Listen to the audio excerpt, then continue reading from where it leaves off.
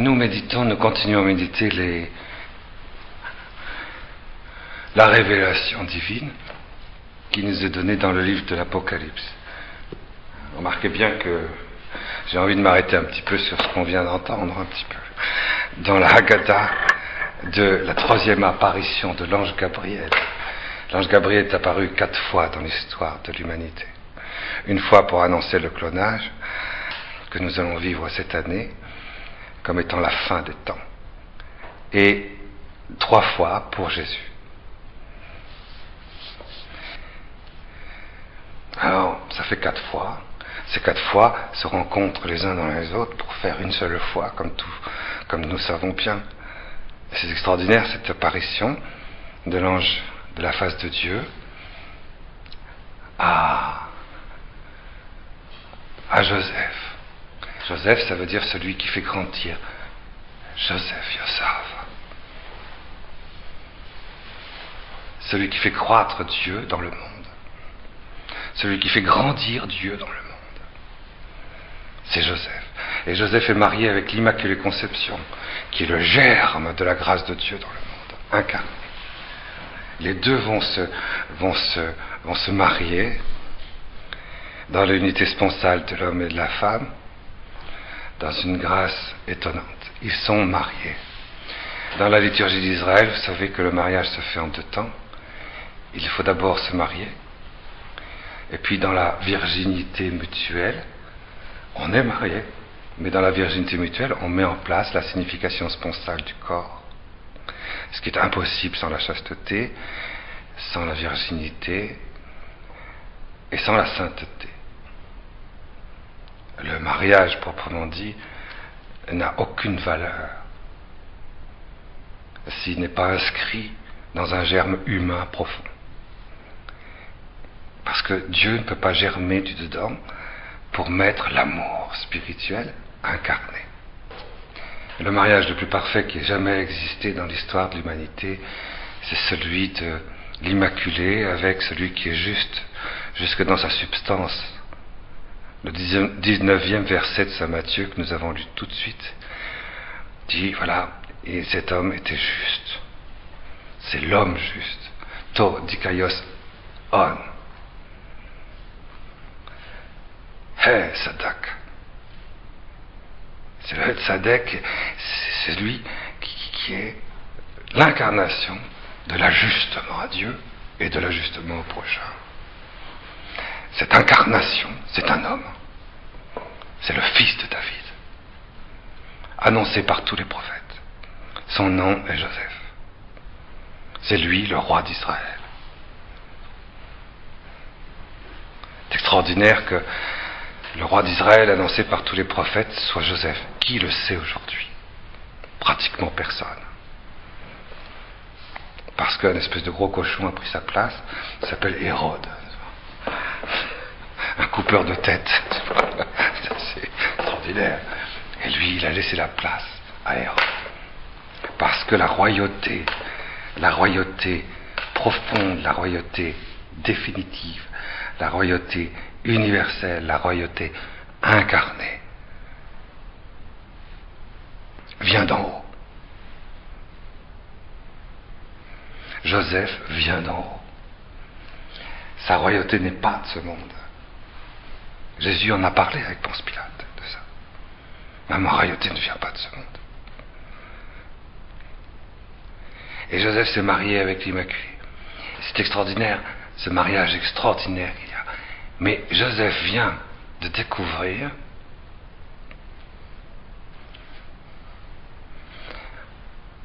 que son épouse, c'est la Vierge d'Isaïe. Ils sont mariés. Et l'Immaculée, il sait très bien que Marie est immaculée. Quand vous épousez quelqu'un et qu'on est dans une transparence pareille, on sait tout. Il sait très bien que Marie, c'est l'Immaculée. Il le sait parfaitement. Il découvre donc que l'Immaculée porte, comme l'avait prophétisé Isaïe, le plus grand des prophètes, que la Vierge d'Israël enfanderait par miracle de Dieu et par la puissance de sa virginité. Et c'est d'une manière virginale, incarnée, que s'engendrait Dieu lui-même dans son sein. C'est écrit en toutes lettres dans le prophète Isaïe, chapitre 7, verset 7 plus 7. Et qu'elle mettrait au monde le Messie d'Israël de la même manière qu'il avait été conçu, dans l'incarnation de chair et de sang, d'une lumière limpide, d'une lumière transfigurée, d'une lumière incarnée. Le mystère de Noël, de la Nativité, est une fête de la lumière. Noël s'est passé dans la transfiguration d'un nid chaleureux, sponsal, incarné, où l'homme et la femme avaient disparu pour faire la crèche de la Nativité. C'est ce qu'ont remarqué les bergers.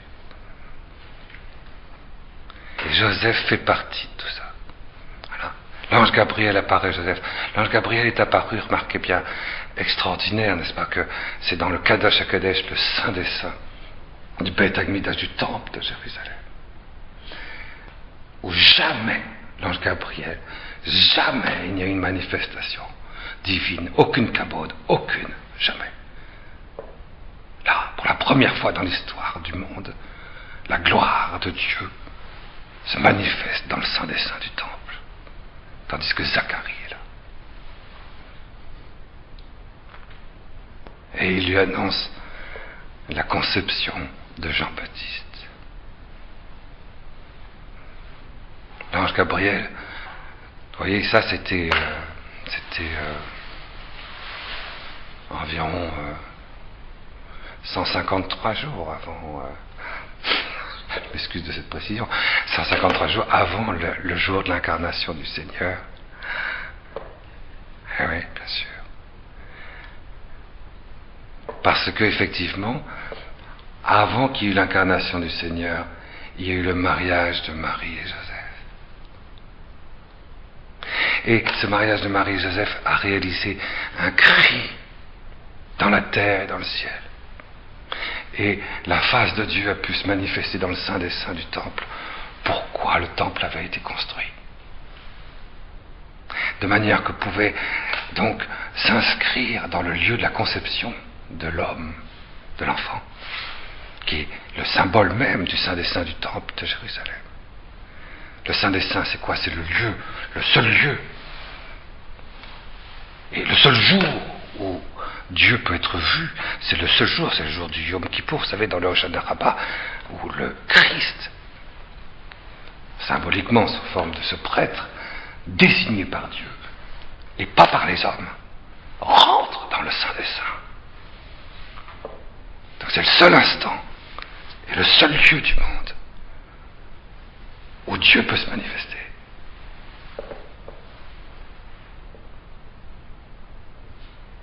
Ouais, c'est un peu comme dans le clonage. Le clonage, c'est le lieu de la conception, c'est le seul instant.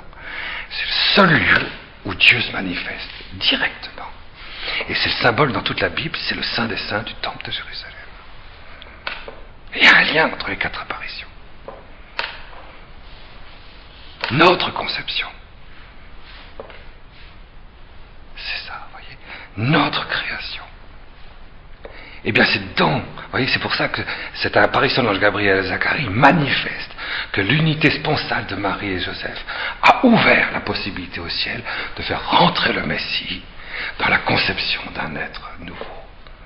Et donc Jean-Baptiste est conçu par Zacharie dans le sein d'Élisabeth, avec ce cri d'Élie le prophète, l'esprit d'Élie.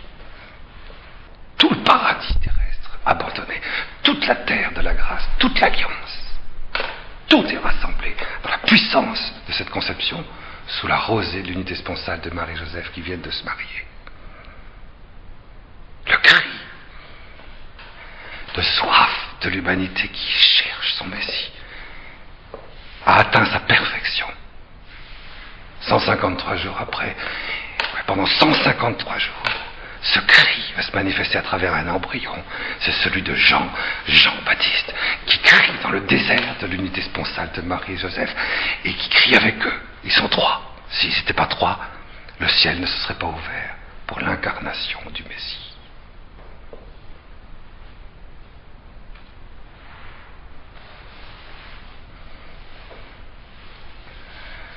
Gabriel apparaît à Joseph. L'ange Gabriel apparaît à Marie.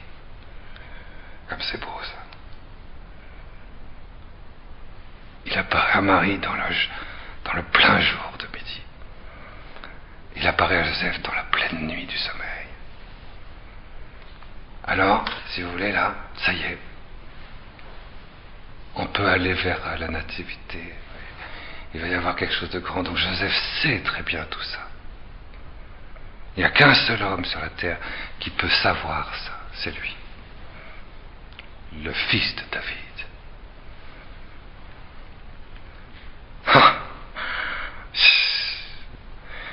Une grâce d'affinité avec l'Immaculée Conception. Mais dès qu'il voit que c'est sous l'opération de l'unité du Père et de son Verbe dans la procession du Saint-Esprit, cette procession du Saint-Esprit dans l'unité du Père et de son Verbe qui a été expliquée par Moïse et par les Nashis d'Israël pendant 1300 ans, lui sait ce que ça veut dire. Pensez bien que Nathanaël, par exemple, expliquait ça sous le figuier. Et expliquant ça au Hokmah et à Talmud qui étaient autour de lui, transfiguré, Jésus lui est apparu. Vous vous rappelez de ça? Alors Joseph est plus grand que Nathanaël quand même. Quand même pas dire Joseph, lui, c'est un imbécile qui ramasse le crottin du cheval. Ou de l'âne. Oui, il ramasse le crottin de l'âne, c'est vrai. Moi aussi. C'est pas pour ça que... C'est royal de ramasser le crottin de l'âne. Merveilleux. Le Messie est venu rentrer dans le bourbier du péché de l'homme. Comment le fils de David, le père de Jésus, pouvait-il ne pas trouver son ciel dans les choses les plus pauvres du monde?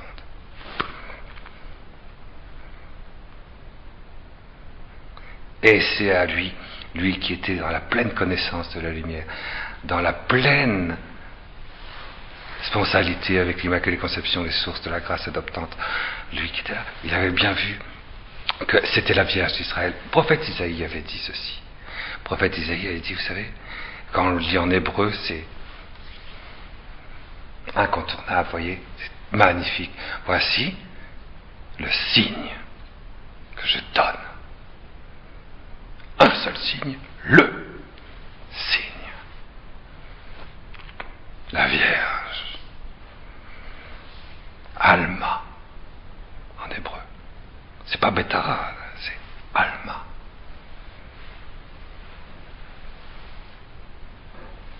Avec un verbe en hébreu qui veut dire conçoit, mais conçoit d'un seul coup, mais continuellement après. Vous voyez, elle conçoit. Et c'est comme Alma est le sujet, c'est un sujet actif. Donc c'est la Vierge qui virginalement conçoit et fait naître. C'est un verbe intransitif, si vous voulez. Donc c'est un verbe qui montre que c'est direct et continuel après. Et que les rabbins, vous voyez, quand ils commentent le prophète Isaïe, quand ils le commentaient, c'est pas dans le Talmud, mais quand ils le commentaient, dans les textes, des commentaires des rabbis, des Nashis d'Israël, et ils disaient, on a les textes, hein, donc il n'y a pas de problème de la synagogue là-dessus. Et voilà, c'est la Vierge, c'est virginalement qu'il doit y avoir une conception. Alors, les Nashis d'Israël disaient, c'est tout simple, c'est Dieu qui fera la conception. C'est pour ça que il disait, il expliquait, c'est Moïse qui avait été le premier à l'expliquer, que c'est la deuxième hypostase du nom d'Élohim qui prendrait naissance dans le Messie, par sa propre puissance, par la virginité de la femme. Ce que Moïse n'avait pas compris ni expliqué, c'est que ça se ferait à travers l'unité sponsale avec le fils de David. Ça nous est réservé à nous, ça. C'est un secret pour les chrétiens, ça. La virginité de Marie n'est pas un secret. La divinité du Messie n'est pas un secret. C'est proclamé depuis 3300 ans. Mais l'unité sponsale, tout à fait différent. Et il sait très bien le Messie, du sein de sa femme, de son épouse et de sa moitié sponsale. Et que ça s'est fait, j'allais dire, en dehors, si je puis dire, de son opération, que ça s'est fait dans son enveloppement, en utilisant cette unité sponsale qu'il avait avec elle, mais de manière purement instrumentale. Il n'a rien fait. Il est un instrument divin. Alors, voyant cela, l'évangile de saint Matthieu dit ceci. C'est Dieu qui a pris toute la place. Mon rôle est terminé. Je dois m'effacer. Et se demandait comment la laisser à Dieu seul, puisqu'il avait pris possession d'elle. Et c'est pour ça que l'ange Gabriel lui apparaît pour lui dire, mais non, c'est ton épouse. Sous-entendu, c'est parce que c'est ton épouse qu'il est là. Alors, n'aie pas peur de la prendre chez toi, mais vous voyez, c'est ça qui est terrible dans le français. C'est du dedans de toi, que tu prennes du dedans de toi ton épouse. Et pendant quelques mois, il a pris dans sa chair et dans son sang, en vertu de l'unité transfigurée et diaphane de leur unité sponsale, il a pris du dedans la chair et le sang du Christ qui était en train de croître. Et la croissance de Jésus enfant s'est fait, nourri par l'unité sponsale de chair et de sang, en une seule chair, de Marie et Joseph. Ça, c'est extraordinaire, ça. Et si bien que Jésus est né de Joseph. Et la Haggadah de Saint-Luc, la Haggadah de Saint-Matthieu le disent. Jésus, né dans la chair et le sang, fils de Joseph, Joseph, fils de Jacob, Jacob, fils de Nathan, Nathan, fils de... Et il remonte jusqu'à Adam. Il remonte jusqu'à David. Dans la génération de la chair et du sang, donc la chair et le sang de Joseph sont de véritables sources de l'incarnation du Seigneur. Dieu ne peut rien faire sans l'amour incarné et parfait. Et l'Apocalypse explique tout ça. Si on n'a pas compris ce que je viens de vous dire, vous ne comprendrez rien à l'Apocalypse. Rien. Alors, ce sera un truc magnifique, des dragons, des tonnerres, des sceaux, des grêlons, The Day After Tomorrow, etc. Mais c'est tout, voilà. Rien, vous comprenez? Rien. C'est ça qui est fou, quoi. Les choses saintes, vous voyez, sont des mystères réservés aux saints.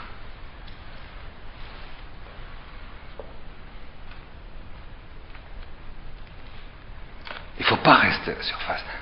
Plonger dans les profondeurs de la foi et aller au-delà de la nuit de la foi pour toucher et être envahi par le mystère incarné, l'invasion de Dieu.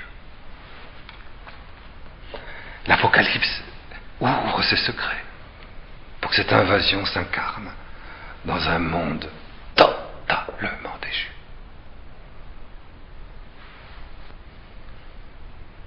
Et nous en serons les témoins.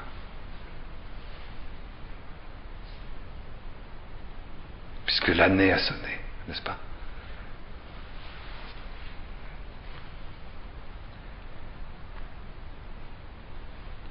L'heure du Christ est arrivée. L'Apocalypse va ouvrir ses portes. Et ça, on ne peut pas le nier. Aujourd'hui, on en est sûr. C'est pour ça que maintenant on peut lire l'Apocalypse. Nous en étions arrivés au chapitre 2.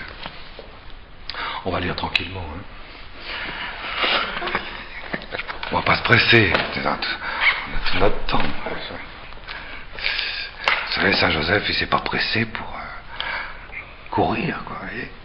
Non, l'Immaculée est là, c'est bon. Et nous, c'est pareil. Nous.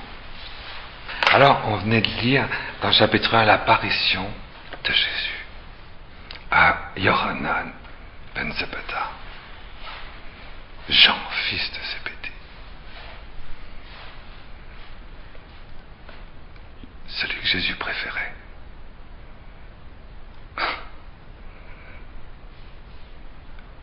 Il avait 100 ans, moi j'espère que je verrai ça avant d'avoir 100 ans. Hein.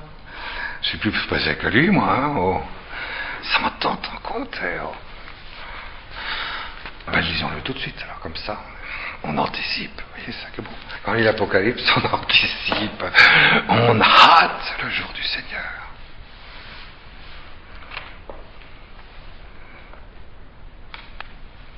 On ne peut pas rester comme ça. C'est pas possible, c'est pas possible. Notre cœur nous appelle, notre cœur nous étreint, notre cœur nous presse pour lire l'Apocalypse, c'est évident. Il faut... Bon. Allez. Alors, continue. Est-ce qu'on avait vu les 8 manifestations qui enveloppaient le Christ, glorifié, au milieu des 7 menorahs d'or, des 7 chandeliers à 7 branches, vous savez. Et Jésus était revêtu. Et ce revêtement, c'est ce qu'on avait vu la dernière fois, ce revêtement, c'était la manifestation visible de la gloire humaine de Jésus.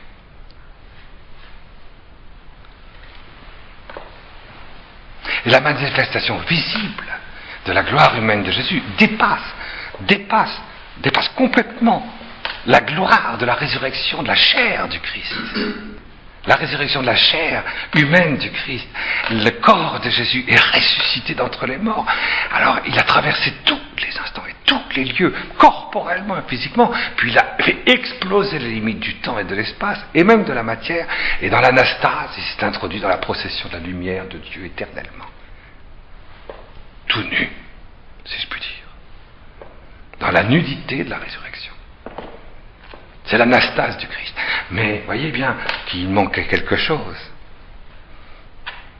Il manquait quelque chose. Parce que le Verbe éternel de Dieu, l'intimité vivante de Dieu, la deuxième personne du nom d'Élohim, Yahweh, la deuxième personne, le Verbe de Dieu, c'est l'épouse. C'est l'épousée. Dieu est époux et Dieu aime Dieu. Alors Dieu est époux et il aime Dieu qui lui est tout intérieur. À l'intérieur de l'époux, il y a l'épouse. Vous voyez, c'est ce que dit l'ange Gabriel à Joseph. Prends du dedans de toi intérieurement ton épouse. Et Dieu est amour, communion des personnes. Donc à l'intérieur de Dieu, il y a Dieu vivant intérieurement, qui l'épouse et ils disparaissent tous les deux dans l'unité sponsale, éternelle, incréée, pour réaliser la production du nom de Dieu. Le souffle divin du Saint-Esprit, qui est donc.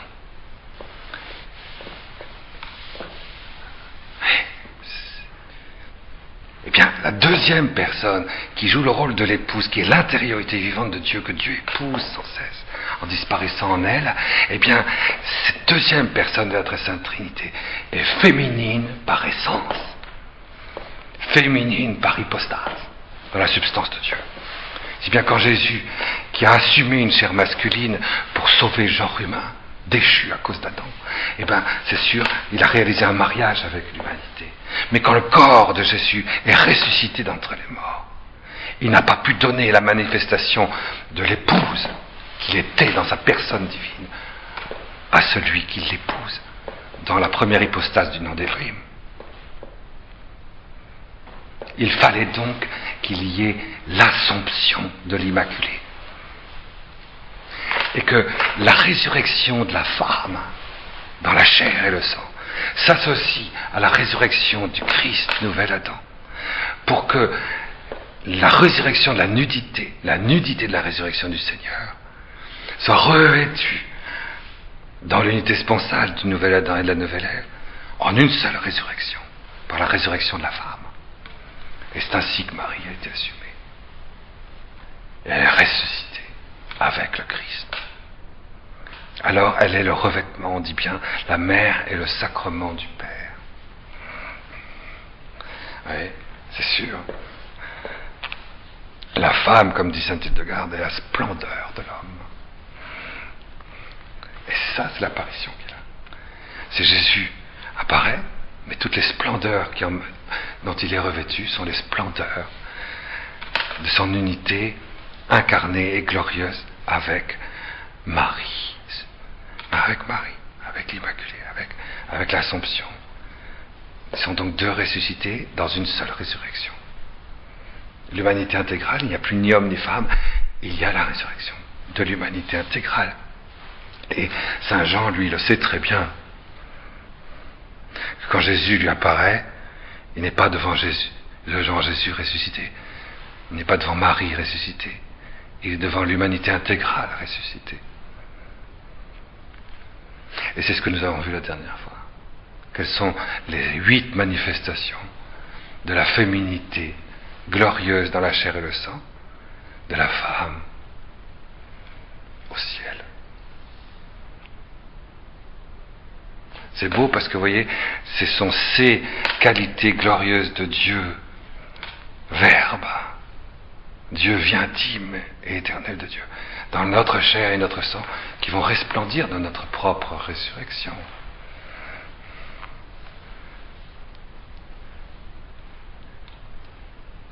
C'est pour ça que, quand Jésus apparaît, ainsi revêtu du manteau de son épousée, il dit, ben voilà,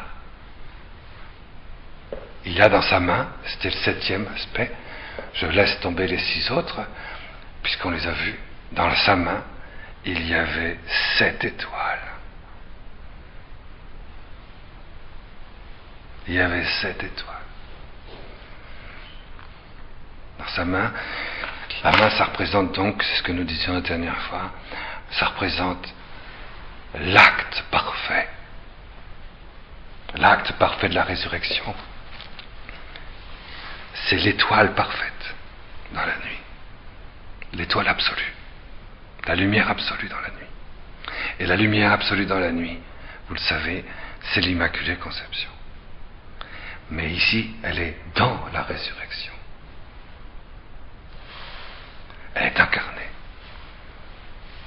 L'acte parfait de la résurrection, ça veut dire que l'unité du nouvel Adam et de la nouvelle Ève, ressuscité, produit quelque chose. Engendre quelque chose. Il n'y a pas de stérilité dans la résurrection. On est sur la terre, on en rajoute, la fécondité, tout ça, et puis après on arrive au ciel, éternellement, vous voyez, plus rien. Comment ça, plus rien? C'est pas Zazen au ciel, hein?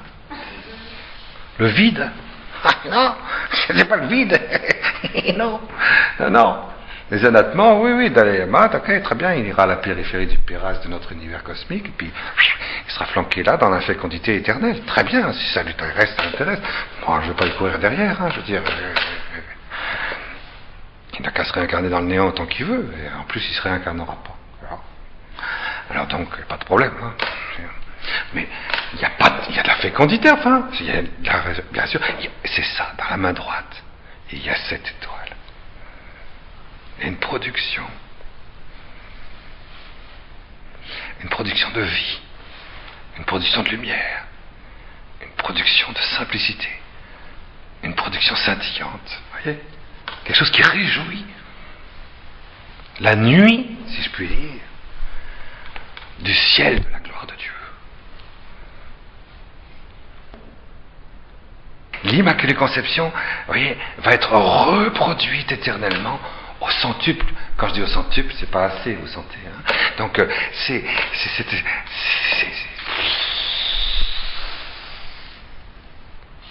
voilà, c'est vrai. C'est ce qui signifiait, vous voyez, de manière très très belle, très simple, et ça, ce sur quoi je veux insister, c'est que Saint Jean, quand il voit ça, il sait très bien ce que ça signifie. Il rentre. Quand vous voyez la main droite, si un jour vous avez une apparition, je sais bien que ça arrive à la plupart d'entre vous régulièrement, bon, vous avez une apparition et que vous voyez 7 étoiles dans la main, vous allez dire, oh, puis elles sont belles, ces 7 étoiles, voilà. Oh, j'ai envie de le peindre, etc. Vous vous rendez compte? C'est désespérant de voir des gens comme ça. Alors, donc, mais non, quand on voit les 7 étoiles, on dit, il faut rentrer dedans. Vous voyez? C'est extraordinaire. Fusée du Saint-Esprit quand vous aurez une apparition. Ne restez pas au côté esthétique. C'est splendide, je suis tout à fait d'accord, c'est splendide. Ça, c'est d'accord, c'est splendide, c'est très beau, c'est très beau. Mais c'est pour y aller, quoi. Alors, c'est pour s'engloutir dedans, quoi, dans cette main, dans ces 7 étoiles. Et puis, voir ce que c'est du dedans. Vous comprenez? Fusée du Saint-Esprit, appuyez sur le bouton, allez-y. On a marre de voir des gens derrière les barreaux.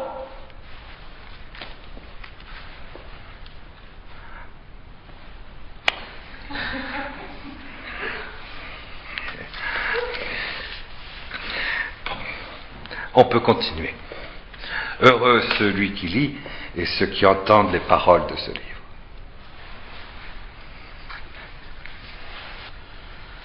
De sa bouche, un glaive à double tranchant sort. Son visage, comme le soleil resplendissant dans toute sa splendeur. La sainte face de Dieu.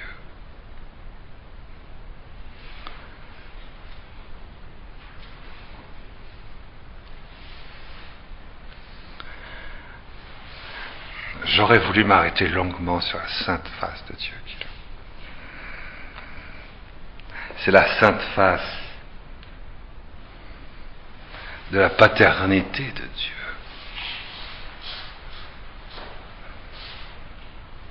Vous sentez bien? C'est la sainte face. C'est pas très féminin. La sainte face. Marie, dans l'Immaculée Conception, porte la gloire de la résurrection de Joseph, qui est l'incarnation glorieuse en sa propre résurrection de la face de Dieu le Père, première personne de la très sainte Trinité. Il resplendit comme le soleil, il resplendit comme 1000 soleils, il resplendit de la ferveur 1000, vous voyez, dans toute sa splendeur, de l'Immaculée Conception dont il est épousé. Vous voyez, nous avons ici le signe que l'Église catholique enseigne sans en faire un dogme absolu, que Joseph est ressuscité d'entre les morts. Ils sont 3. Vous l'avez ici, sur le rétable, là-haut. Joseph est ressuscité. Jésus est ressuscité. Et ils reçoivent Marie au moment où ils l'assument dans son Assomption. Et c'est Joseph et Jésus qui assument Marie dans l'Assomption. C'est ce que dit saint François de Sales, docteur de l'Église. Mais vous l'avez ici de manière très très belle. Très très belle. Et quand vous verrez la Sainte Face, dans le visage de l'humanité intégrale glorieuse, rentrez dedans. Rentrez dedans, assimilez-vous à cette sainte face, rentrez dans les 14 vertus glorieuses de la paternité incrée de Dieu dans la chair ressuscitée du Christ. Faites ça. C'est vraiment ça la porte de l'Apocalypse. Nous verrons d'ailleurs quelles sont ces 14 portes qui s'ouvrent. 14 qualités. Oui, puisqu'on a vu toute l'année dernière les qualités pour rentrer dans le cœur humain blessé. Les 88 qualités, 88 vertus. Eh bien, il faudra absolument, au cours de la mendication de l'Apocalypse, que nous voyons ces 14 qualités qui permettent d'aller au-delà de la résurrection de Marie, Joseph et Jésus, pour rentrer dans cette préparation à la vision béatifique, dans la face de Dieu le Père, pour voir Dieu lui-même, directement, avec notre chair, avec nos yeux, avec notre corps. 14 qualités, les 14 vertus de la face de Dieu. C'est très beau, nous reviendrons là-dessus, mais c'est une introduction. Bon. Alors, comme le soleil, en le voyant, c'est le 8e, le fils de David. En voyant ce 8e aspect de l'Immaculée Conception glorifiée, Jean tombe à ses pieds, mort.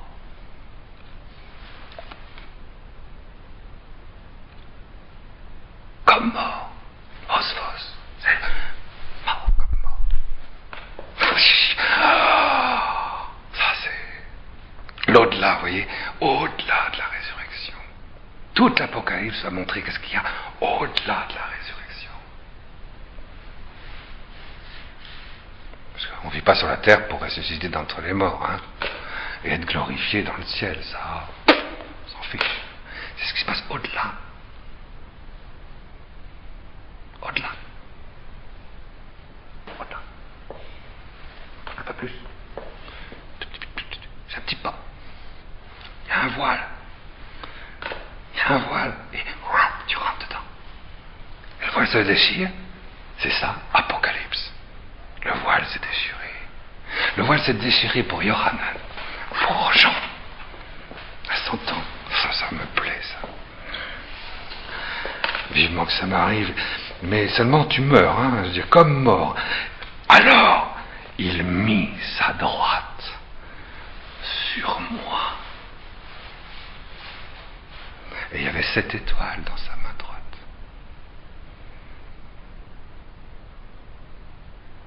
Et si tu meurs, difficile d'être une fusée du Saint-Esprit pour rentrer, hein. Surtout qu'il y a le visage, la sainte face, glorieuse. Alors c'est l'Immaculée Conception portée dans son unité spatiale avec Joseph glorieux. C'est Dieu le Père lui-même qui pose ces 7 étoiles sur moi et qui s'introduit. Les 7 étoiles, c'est sous le sceau de l'Immaculée Conception glorifiée dans la Trinité glorieuse de l'humanité intégrale que va s'ouvrir dans ma contemplation chrétienne le livre de l'Apocalypse.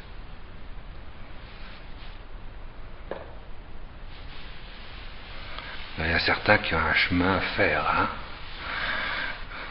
Un petit chemin. Ça c'est le béaba, hein. Ça c'est vraiment le béaba. C'est pour les enfants, ça. Quand je pense qu'il y a des gens qui s'y mettent à l'âge de 50 ans, ça me donne envie de vomir, c'est terrible. Hein. Non, c'est fait pour les enfants, ça. Hein. Voyez, c'est le début, quoi. C'est le début de la vie chrétienne. Voyez. Donc, et il me dit, ne frémis pas. Parce que il était tout dans un état de coma, quoi. Hein. Et donc, fascinendum et tremendum, comme dit Sainte Hildegarde. Vous savez, quand vous êtes comme ça, c'est vrai, vous êtes comme mort parce que l'esprit hors de vous, quoi. Hein, donc, il n'est plus dans votre chair, votre sang, c'est trop fort. Oui. Alors, et tout est dans un état de suspension, et ça fait une espèce de frémissement, enfin, je sais pas. Fascinendum et tremendum. Ça fait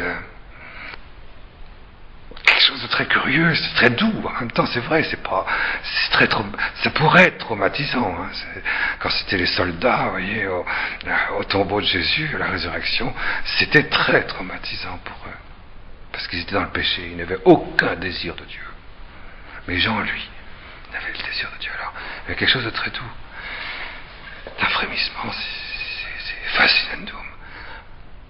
C'est une fascination, un tremendo, mais un tremblement, mais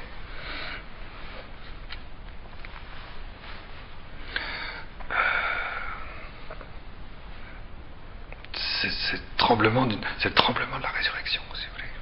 Je ne sais pas comment dire. Ça pourrait se décrire comme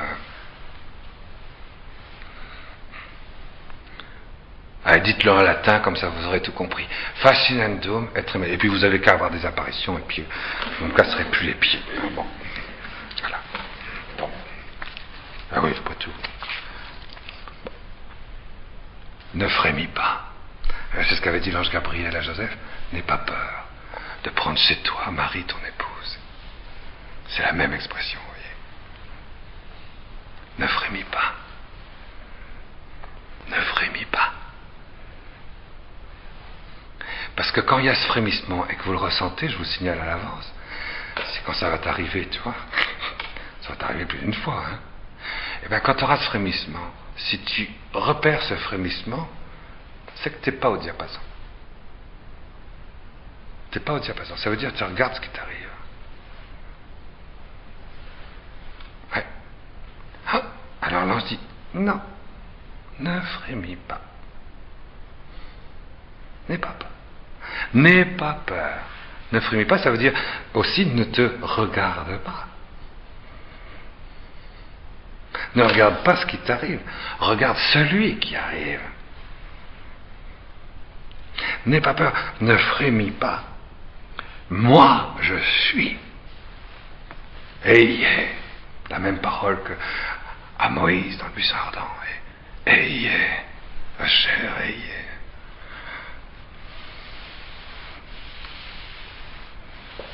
Je suis. C'est Dieu. C'est Dieu rendu visible. C'est Dieu rendu sensible. C'est Dieu rendu présent dans l'intégralité de la résurrection, de la chair et du sang, de la Trinité glorieuse de Jésus, Marie, Joseph. Je suis. Ayez.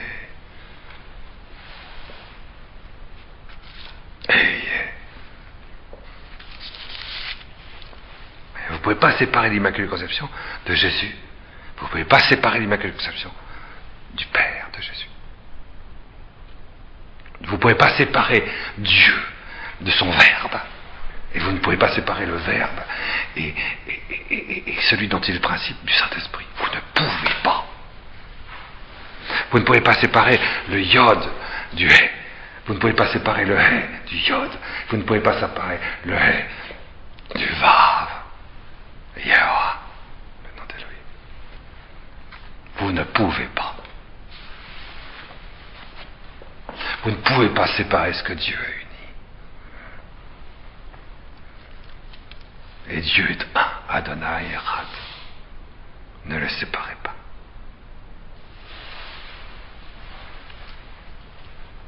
Jésus est la manifestation de l'un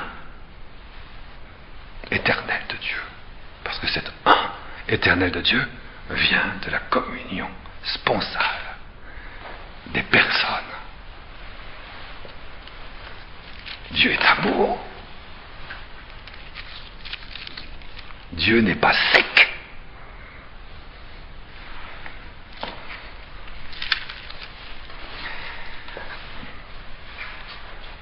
Et je suis le premier et le dernier.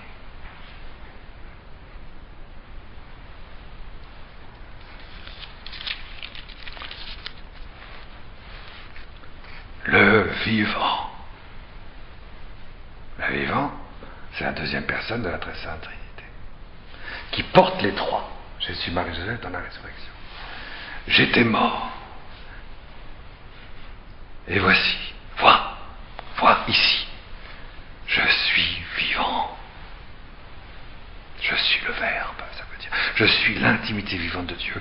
Je suis vivant pour les pérennités des pérennités, pour les siècles des siècles. J'ai les clés de la mort et du Sheol. Écris donc ce que tu as vu. Ce qui est et ce qui va arriver après cela.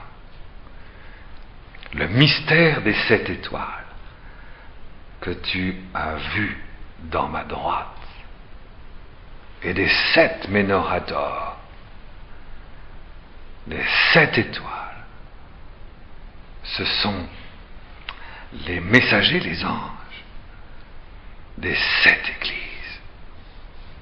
Et les menorahs, les 7, sont les 7 églises. Vous voyez, je ne m'étais pas trompé la dernière fois.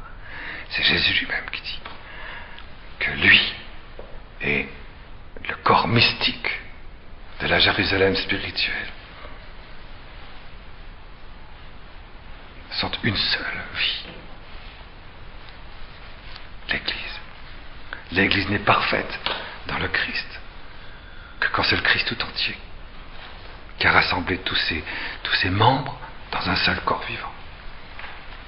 Et donc il appelle à passer de ces 3, de cette étoile, à la multitude de la Jérusalem céleste. Et c'est ce passage des 3, la résurrection, à la multitude de la Jérusalem céleste, en un seul corps vivant dans le Verbe de Dieu, qui fait toute la trame et la tension du livre de l'Apocalypse. Et qui va montrer les voies divines par lesquelles cette assomption va se faire, avec la même puissance que celle qui s'est réalisée dans le mariage de Marie et Joseph, avec la même puissance que celle qui s'est réalisée dans la production de l'Immaculée Conception de la Vierge, avec la même puissance que celle qui s'est réalisée dans l'unique résurrection de ces 3, en un, pour la manifestation de celui qui est 1 et 3, éternellement. C'est très beau ça, hein? Les 7 étoiles. C'est les 7 messages, c'est les 7 manifestations de l'Église. L'Église ne peut pas se manifester à travers le péché. L'Église ne peut pas se manifester à travers ses erreurs. L'Église ne peut pas se manifester à travers ses jalousies internes. L'Église ne peut se manifester que dans les 7 étoiles. L'Église ne peut manifester ce qu'elle est que dans l'Immaculée Conception accomplie dans tous ses membres. La manifestation de l'Église, c'est l'Immaculée Conception reproduite dans la chair et le sang des membres vivants du corps mystique vivant, du Messie vivant d'Israël. Le Verbe éternel de Dieu. Et le Verbe éternel de Dieu qui manifeste ce que Dieu vit a comme manifestation ces 7 manifestations qui sont représentées par les 7 étoiles. Et la manifestation parfaite de l'Église, c'est la grâce divine manifestée. C'est l'Immaculée Conception. Et voilà pourquoi il a posé la main comme ça. Hein? C'est pas génial ça? Attends, tu rigoles ou quoi? Regarde. Et quand il faut voir ce que c'est que l'Immaculée Conception. Et on le verra au fur et à mesure, on va comprendre. De toute façon, c'est quelque chose qu'on ne peut pas comprendre. On est donc d'accord. C'est pas quelque chose qui se comprend non plus avec le cœur, c'est pas une question de cœur, c'est pas une question de l'âme non plus, c'est pas une question d'intériorité. C'est une question de messager. C'est une révélation. Une révélation qui nous est donnée dans la lumière, qui vient pas de la terre, mais qui est très facile à comprendre. Si on la mange, si on s'en nourrit, et notre intelligence du coup voit, comprend, en pleine lumière. Vous voyez, quand notre intellect agent se nourrit de la lumière qui dépasse le point de vue, donc tout simple des origines, pour rentrer dans la plénitude de l'accomplissement de l'Immaculée Conception, alors à ce moment-là, on va au-delà. Et à ce moment-là, notre intelligence, notre cerveau, notre intellect agent a été fait pour ça. Donc la chose qu'on va comprendre, même sur la terre, mieux que tout, ce sera ça. Quelquefois, je ne comprends pas mon prochain, et c'est normal. Quelquefois, je ne me comprends pas moi-même, et c'est normal. Ça, c'est plus facile à comprendre, surtout moi. Quelquefois, je ne me comprends pas moi-même. Heureusement. Il n'y a aucun intérêt de se comprendre soi-même. C'est intéressant uniquement pour Freud. Sa seule passion, c'est d'être pissé contre un arbre. Je veux dire, ça va pas loin. Donc, se regarder soi-même, bon. Donc, ne pas se comprendre soi-même, ça n'a aucune espèce d'importance. Mais la plus belle chose qu'on puisse comprendre, la chose qu'on va comprendre le mieux dès cette terre, c'est ça. On le comprend parfaitement. Facile en plus. Trop bien, quoi, comme on dit aujourd'hui. Trop bien. Ah ouais, trop bien. Alors, et du coup, il va y avoir ces 7 messages, ces 7 révélations, ces 7 manifestations qui, en fait, vont s'incarner dans les membres vivants du corps mystique vivant, qui sont écrasés par Lucifer sur la terre, et qui va faire tout pour les écraser, les bloquer, les traumatiser, les tenter, les tuer.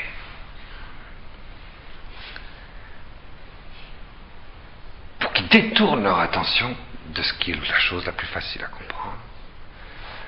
Pour qu'ils détournent leur attention de leur oui intérieur. Pour qu'ils détournent leur attention de leur vocation, de leur mission, de leur propre création, de leur destination éternelle, de ce qu'ils sont dans le livre de la vie éternellement. Il va tout faire pour qu'ils acceptent de s'effacer eux-mêmes du livre de la vie. Et dans ce contexte de culture d'enfer et de mort,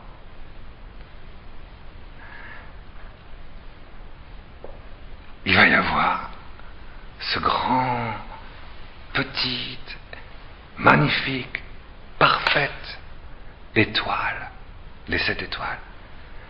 Et le travail de cette fécondité toute cachée dans l'océan de la nuit pour réaliser le grand mystère de l'Apocalypse, c'est-à-dire du salut par le Messie. Et ça va se faire à travers ceux qui ont la foi. Et à travers ceux qui vivent de la grâce et du fruit de l'accomplissement des sacrements du Messie d'Israël, de Christ notre Seigneur, de ceux qui vivent de Jésus crucifié. Parce que c'est de Jésus crucifié que sort sans cesse la grâce de l'Immaculée Conception.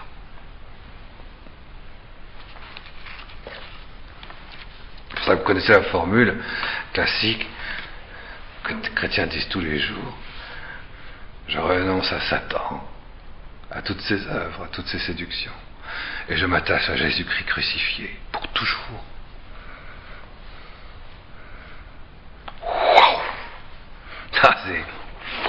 Ah, tiens, la voix est libre, c'est bizarre. Oh, je recommence. Hop.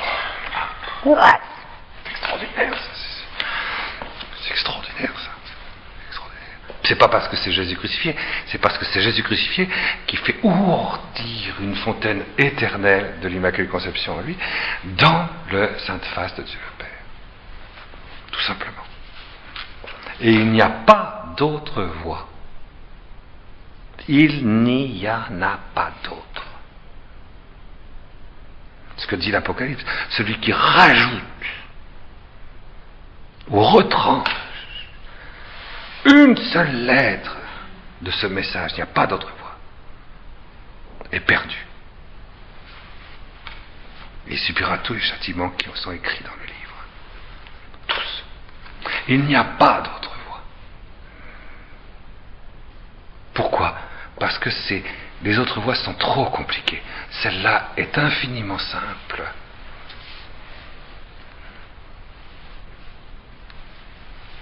Pas pour l'orgueilleux. Pour l'orgueilleux, c'est pénible. Mais pour celui qui est simple, celui qui est humble, celui qui est normal, c'est très bien.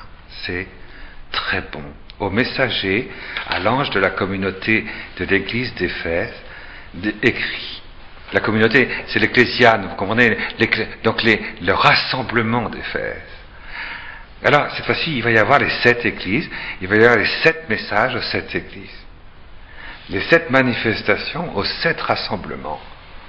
C'est les 7 manifestations de ce qui fait l'unité du corps mystique rassemblé. Il y a des gens qui disent, moi, je vais dans une église, d'accord, je trouve ça bien, quelquefois j'y trouve quand même la paix, la sérénité, je sors, je vais mieux. Bon. Ok. Normal. Puisqu'il y a eu la trace de l'Immaculée Conception qui est passée avant vous. Je me rappelle quand on allait à l'ermitage je célébrais la messe dans des ermitages il y a une dizaine d'années, pendant des années, j'allais plusieurs fois par jour, je célébrais la messe à des ermites. Bon, moi aussi j'étais ermite, donc on s'entendait bien. Alors je célébrais, et il y avait la sœur Geneviève, et puis il y avait la sœur qui était ermite, ils étaient plus, peu importe. Et alors donc quand ils passaient dans l'église, et puis ils adoraient Sanctissime Sacrement, le cœur palpitant de Jésus, à travers la substance du pain qui vient du ciel. Puis elle partait après pour faire son travail. Mais si vous rentriez dans cette église après qu'elles aient prié, vous tombiez évanoui. Il y avait des parfums partout. C'était pas des petits parfums comme ça. Il me semble qu'il y a un parfum. Non. Alors moi, je disais, ça vous en est pas, Sœur Geneviève, d'y aller le matin, puisque je vous célèbre la messe le soir.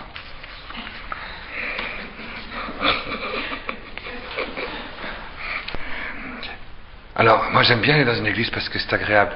Je me sens mieux que quand il y a les autres.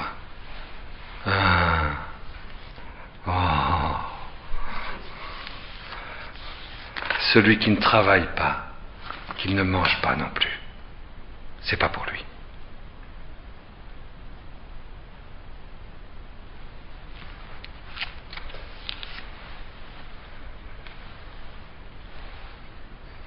Le travail, c'est le travail du rassemblement ensemble de gens qui acceptent de s'arracher au pouvoir de Lucifer et du Sheol et d'être attachés à Jésus crucifié. Ensemble, vous voyez, pour qui est la grâce, le salut. Et que les puissances contraires dégagent. Vous voyez, ils le font ensemble. C'est les rassemblements. Alors, le rassemblement vivant, divin, dans la chair et le sang, nous ensemble. Vous voyez, quand vous allez dans une église, c'est vrai, regardez là, nous on est quoi, quelques-uns, une poignée, bon, vous allez dans une église, bon, on est quand même ensemble, qu'est-ce que vous voulez? Mais il se fait des milliards de choses de plus que si j'étais tout seul, que vous étiez tout seul à lire l'Apocalypse. C'est comme si vous crachiez dans un pot, enfin. Et c'est pareil pour les sacrements. Et c'est pareil pour l'oraison. Et c'est pareil pour tout, d'ailleurs. On doit tout faire dans une unité totale avec tous ceux qui, sur toute la surface de la terre, sont en train de faire ce que nous faisons. Nous faisons un seul corps, mystiquement. Et physiquement. Nous sommes vases communicants.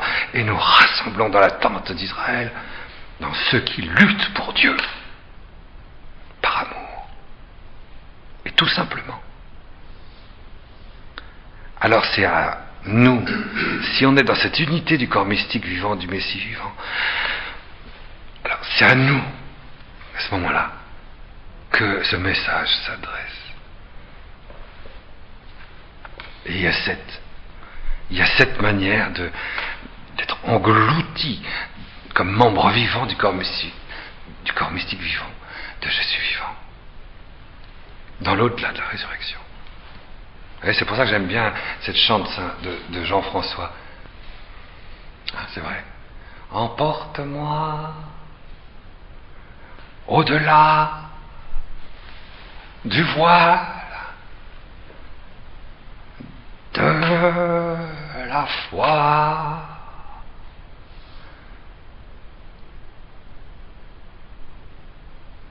Au-delà. On est emporté. Oui, là, oui, on est emporté. Au-delà du voile. Et on est encore plus incarné dans notre monde. Le blé ne peut produire du fruit pas s'il est dans les terres, dans le voyage astral, ou dans les énergies métapsychiques, mais s'il s'enfonce dans la terre.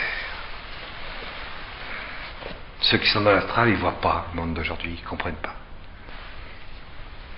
Ceux qui sont dans l'énergie ne voient rien. Tandis que ceux qui sont dans la grâce de l'incarnation rentrent dans la terre, et ils voient ce qui se passe, et ils comprennent le temps où ils sont. Ils sont prophètes, prêtres et rois.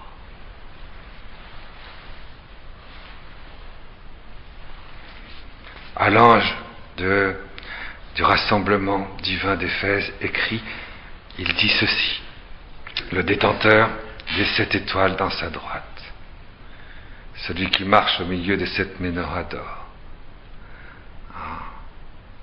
Je connais tes œuvres, ta peine et ton endurance. Tu ne peux pas souffrir le malin, le mauvais. Tu as éprouvé ceux qui se disent eux-mêmes envoyés, alors qu'ils ne le sont pas. Tu les as trouvés menteurs. De l'endurance, tu en as. Tu as souffert à cause de mon nom, sans te lasser.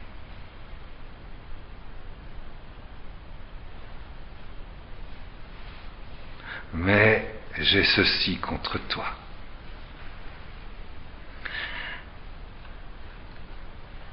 Ton premier amour, tu l'as laissé.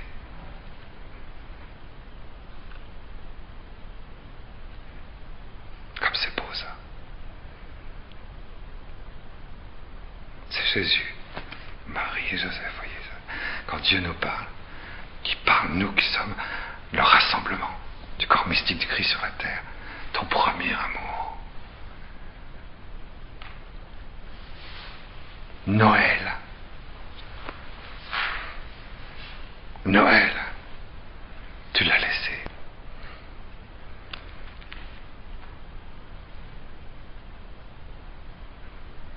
Oh, c'est la première église, ça.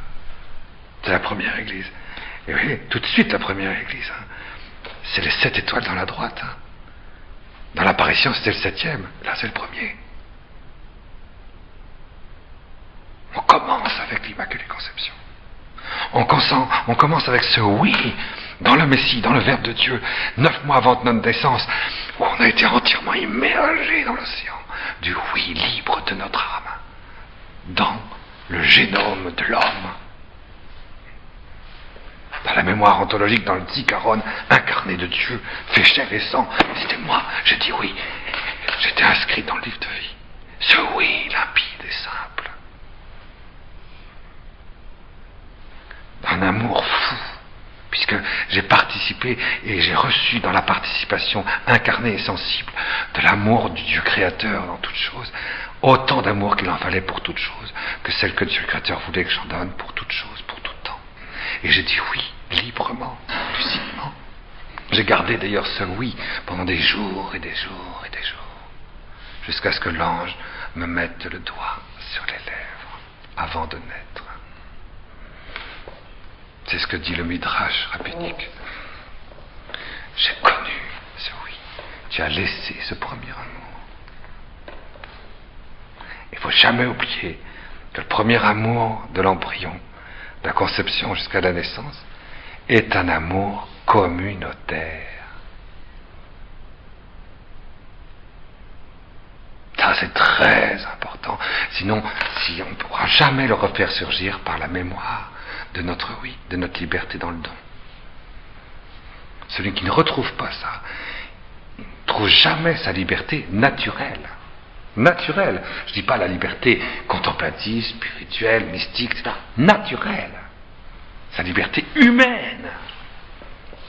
À un moment donné, son cœur va coincer, beaucoup plus vite qu'on ne le pense, bien sûr. Pas seulement son cœur, vous comprenez? Évidemment. Mais c'est beau ça, vous voyez, ton amour premier.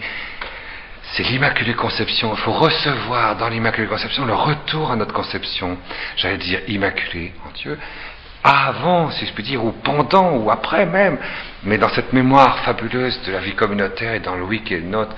C'est extraordinaire, vous savez, moi, je m'imagine quelquefois, vous voyez, vous allez dire, le Père Patrick, il est un peu taré, ce en quoi vous aurez parfaitement raison, mais je peux vous raconter un peu mes fantasmes, bon, alors, bon, on peut faire une petite parenthèse, quelquefois je m'imagine que je suis une petite fille de 7 ans. Je trouve ça marrant. M'imagine que je suis ta fille, par exemple. J'aime bien la regarder parce que j'aime bien m'imaginer que je suis ta petite fille, tu vois. Elle a quoi? Elle a 4 ans maintenant, 5 ans. Ah, 5 ans. Bon. Je trouve ça adorable, je trouve ça admirable. Et dis, mais quand elle aura 6 ans, 7 ans, je préfère encore, tu vois. Je préfère encore. Parce que je m'imagine, voilà, parce que il y a des moments où arrive ici à la conscience de raison, si l'enfant est pur, hein, si l'enfant n'est pas complètement broyé par Jack Lang, hein, mais bon, donc, bon, d'accord, bon, alors, je vois très bien que quand elle prie, elle sait très bien. À l'âge de 6-7 ans, là, ta petite fille, elle sait très bien qu'elle est dans ce monde comme une lumière, et elle dit oui, pour être une lumière libre, pure, sans tache, virginale, rayonnante, simple, admirable dans la beauté intérieure et tout ça. Cette espèce de pureté, d'une innocence surabondante dans la splendeur. Je ne sais pas, c'est des mots peut-être trop forts, mais en même temps, il faut rajouter toujours dans une simplicité d'un bonheur que donne la pureté de la petite fille qui sait que c'est ça, qu'elle est appelée pour être. Et elle aime ça. Quelle est la petite jeune fille qui n'a pas connu ça? Ça s'est vite refoulé, hein? À l'âge de 8, 9, 10, 11, 12. Et alors l'oubli est total à 17, 18, 19. Mais j'affirme que toutes les enfants, toutes les petites filles ont connu ça. C'est une loi de la nature. Je ne connais pas, moi, de petite fille qui n'ait pas connu ça. C'est pour ça que j'aime bien causer avec des petites filles qui ont 6 et 7 ans. Parce que je constate que, bon, je vois bien sûr, 5, 6 ans après, c'est fini. Elle ne se rappelle de rien. C'est extraordinaire, ce phénomène de la réminiscence. Hein? Mais je vois très bien ce que c'est pour une petite fille. Pour un petit garçon, pour les petits jeunes gens, là, quand ils ont l'âge de raison, c'est quelque chose d'admirable. Moi, je m'en rappelle encore. C'est admirable, c'est totalement différent. Mais c'est admirable. Admirable. On voit la force de l'homme. Et c'est vrai que les jeunes gens d'aujourd'hui, qu'est-ce que vous voulez? Ils ont tellement refoulé ça qu'ils sont devenus des passoires. Des passoires. C'est terrible. C'est terrible. Cette force perdue de la virilité. C'est une force, vous voyez, c'est admirable. Oui, c'est autre chose que ce que nous avons vécu dans notre premier amour, au surgissement de notre liberté vive, lucide, amoureuse. Vous voyez? Mais ces deux-là, ces deux moments, c'est les deux jambes de notre délivrance. Pour que du coup on puisse ouvrir les mains et recevoir, vous voyez, cet message qui est là. Alors, rappelle-toi d'où tu es tombé. Rappelle-toi d'où tu es tombé et reviens. Ah, c'est génial, non? Écoute. Hein, Kevin? Reviens. Rappelle-toi d'où tu es tombé et reviens. tes premières œuvres. Fais-les.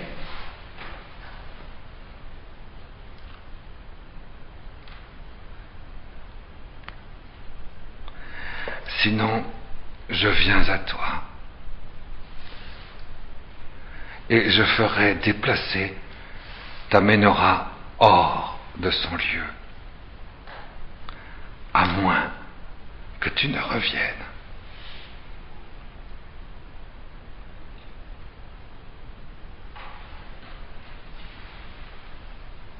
Mais tu as ceci,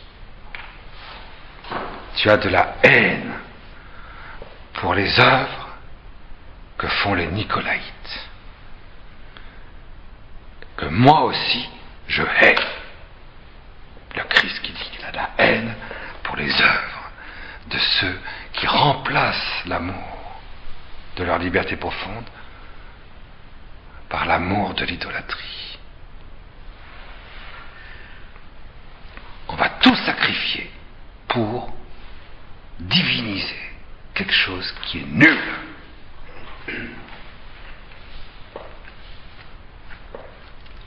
Sa réputation, par exemple. On est prêt à tout sacrifier. Nicolas, tu sais, Nicolas, c'est dans l'histoire de la Bible, c'est, vous savez, il y a 3 personnages qui sont la honte de l'histoire de l'humanité. Donc, la honte de l'histoire de l'humanité, le premier, que tout le monde connaît, c'est Judas, le traître. Judas. Vous voyez ? Bon, il faudrait regarder les 7, mais je prends les 3. Enfin, Judas, c'est effrayant. Vous voyez ? Judas, ça va pas. Judas, je sais pas, j'ai beaucoup de sympathie pour Judas, mais parce que nous sommes tous le Judas quelque part de quelqu'un. Hein. Nous sommes tous le Judas de quelqu'un. Parce que justement, Dieu étant lui, il y a quelque chose qui fait qu'on a envie de le trahir. On a envie de coopérer à sa déchéance. Ou on a envie, il y a une espèce de... Le démon vous pousse, vous voyez. Et Judas, il est tombé. Et puis, vous avez eu Salomon, qui était le fils de David. Oh, il a reçu une effusion d'esprit. La roi d'Élohim, il a eu la sagesse. La sagesse de Dieu.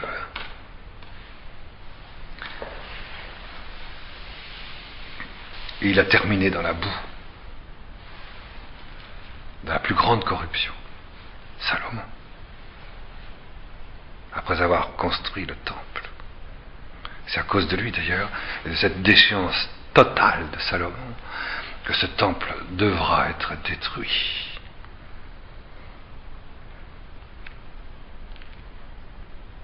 Et puis il y a Nicolas. Nicolas, c'est quoi ? C'est pas un apôtre, vous voyez ? C'est un disciple.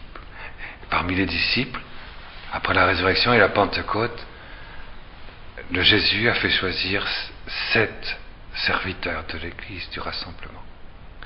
Et parmi eux, il y avait Nicolas. Vous lirez ça dans le livre des Actes des Apôtres. Et Nicolas a joué dans le collège des serviteurs de rassemblement de l'Église naissante le rôle que Judas a joué dans le collège apostolique. Il a trahi. Il a trahi et il a utilisé toutes les grâces étonnantes du corps mystique naissant pour rentrer dans du paranormal, pour rentrer dans une espèce de puissance de guérison, de magnétisme. Mais un magnétisme, voyez, idolâtrique, enfin, en utilisant les puissances intermédiaires.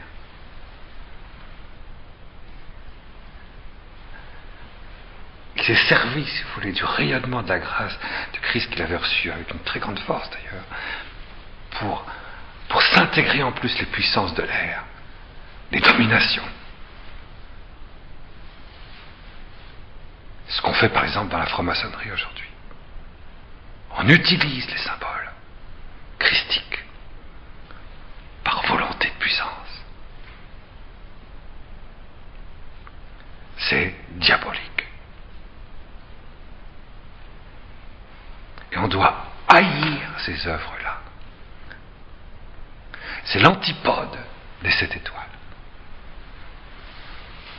La pieuvre noire, c'est l'antipode des 7 étoiles, de l'Église.